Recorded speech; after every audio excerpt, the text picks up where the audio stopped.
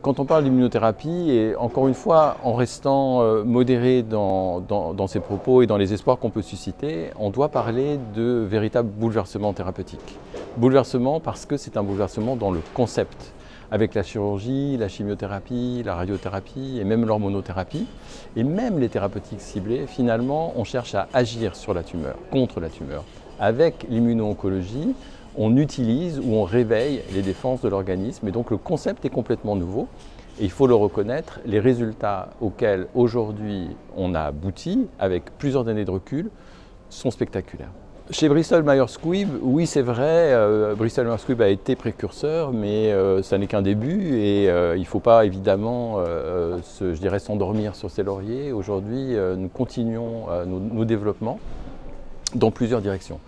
Une des directions essentielles, c'est celle des combinaisons d'immuno-oncologie, dont on a pu démontrer déjà l'efficacité dans plusieurs types de maladies différentes. Et donc c'est un concept qui nous paraît extrêmement important. D'autres concepts sont actuellement en cours d'étude, la combinaison de l'immunothérapie avec d'autres types de traitements, mais aussi essayer de mieux comprendre l'environnement tumoral pour mettre au point des médicaments nouveaux avec des mécanismes d'action différents. Nous considérons que la compréhension de la valeur médicale d'un médicament ne s'arrête pas à sa mise sur le marché.